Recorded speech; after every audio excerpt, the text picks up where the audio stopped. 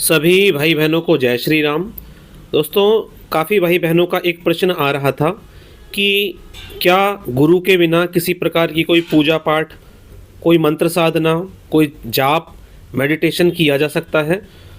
तो उन्हीं सभी भाई बहनों के प्रश्न का जवाब देते हुए ये आज का वीडियो मैं बना रहा हूँ कि जब भी कोई व्यक्ति आध्यात्मिक दुनिया में आता है और किसी भी व्यक्ति का जब आध्यात्मिक सफ़र शुरू होता है तो उसे एक ही प्रश्न मन में बहुत बार आता है कि मेरा गुरु नहीं है और गुरु के बिना पूजा पाठ सफल नहीं होती।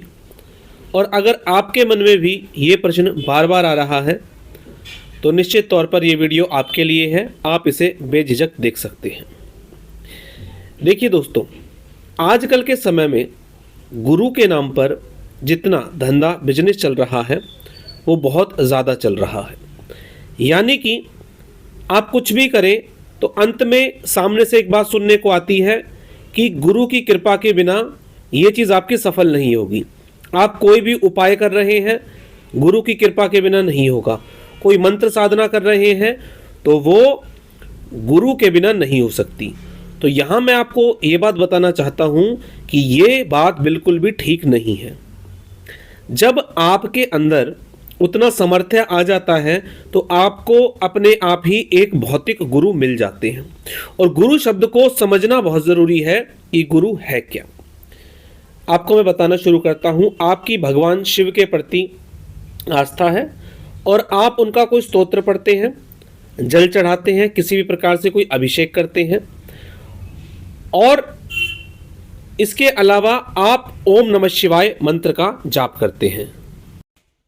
अब होता क्या है कि भगवान शिव की आपके ऊपर कृपा आनी शुरू हुई। कुछ भगवान शिव के अंश आपके साथ जुड़े या भगवान शिव की कोई सिद्धि, शक्ति, दूत या गण आपके साथ जुड़ गए। अब किसी भी साधक के मन में जो प्रश्न आता है वो क्या आता है कि मुझे इसका मतलब पता चले, इसका मतलब क्या है। जैसे कि मान लीजिए भगवान शिव ने आपको स्वप्न के माध्यम से या जाप करते हुए कोई संकेत दिया। अब आप चाहेंगे इसको कोई बताने वाला मिले, तो वो बताने वाला आपका गाइड हो सकता है, आपका कोई दोस्त हो सकता है। बहुत से लोग बोलते हैं अपने मंत्र जाप के, मेडिटेशन के, किसी भी प्रकार के अनुभव किसी को बताने नहीं चाहिए। यहाँ मैं इस चीज़ को क्लियर कर देता हूँ कि अगर आप अपने मंत्र जाप का या कोई भी अनुभव किसी को इसलिए बताते हैं क्योंकि आप फंस गए हैं, मतलब आपको ये समझ नहीं आ रहा कि आप अब आगे कैसे बढ़ें, तो अपने से आगे के लेवल पे जो व्यक्ति है, चाहे वो आपका दोस्त हो, आपका घर का कोई सगा संबंधी हो या कहीं से भी आपको हेल्प मिल जाए तो वहाँ से आप हेल्प ले सकते हैं। तो ये काम गुरु भी कर सकते हैं और गाइड भी कर सकते हैं। लेकिन गुरु कौन? जो आपकी सच में हेल्प करना चाहते हैं। मेरे पास जो भाई बहन आते हैं उन्हें देखकर पता चलता है, माता की बहुत ज़्यादा पूजा करते थे, भगवान हनुमान की पूजा करते थे। किसी व्यक्ति के पास गए, उन्होंने उनके आगे चक्र पे हाथ रखा, सर पे हाथ रखा और उसके बाद कुछ भी उन्हें अनुभव होता था शरीर में, वो अब कुछ भी अनुभव नहीं हो रहा। क्योंकि शरीर में जब भी कुंडलिनी उठती है या जाप शक्ति आपको जब महसूस होने लगती है तो जीवन एक बहुत अलग मोड पे चला जाता है और आप लोगों से अलग हो जाते हैं।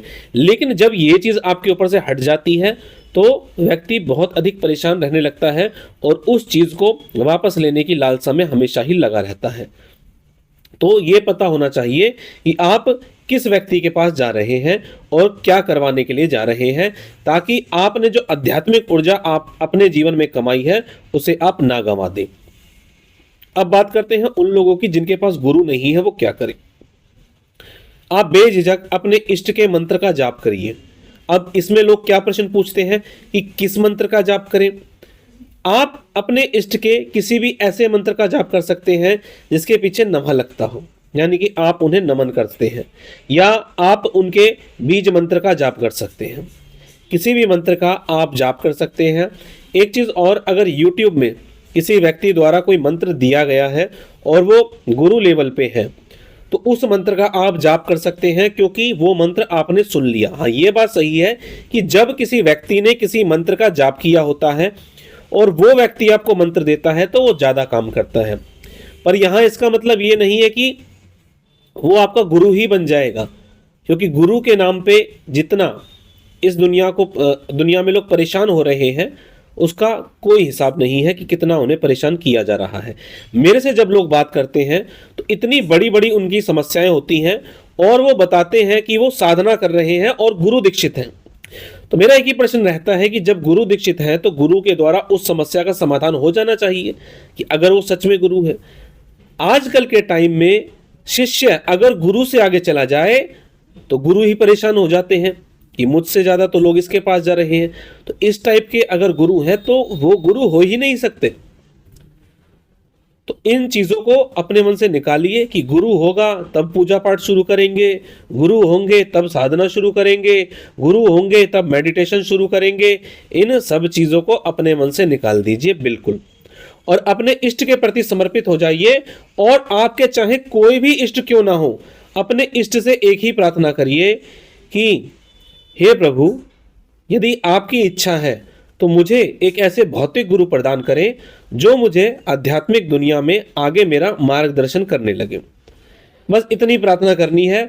और अगर आपके इष्ट की इच्छा होगी तो आपको ऐसे ही गुरु मिलेंगे जिनका पैसे से मोह लालच ना होके आपकी आध्यात्मिक दुनिया में आपको वो गाइड करे। हो सकता है आपका कोई दोस्त हो मिल जाए, आपको आपके कोई पड़ोसी मिल जाए, या यूट्यूब पर कोई ऐसे व्यक्ति साधना करा रहे हो या मंत्र दीक्षा दे रहे हो जिससे कि आपको लाभ होना शुरू हो जाए। एक ही चीज यहाँ पे कंक्लूड करूंगा लास्ट में, कि अपने इष्ट के प्रति समर्पित होइए। जब उनकी इच्छा होगी तो आपको एक ऐसे गुरु मिल जाएंगे जो आपको आपकी हर आध्यात्मिक जो भी आपके प्रश्न हैं उनका जवाब वो दे सके।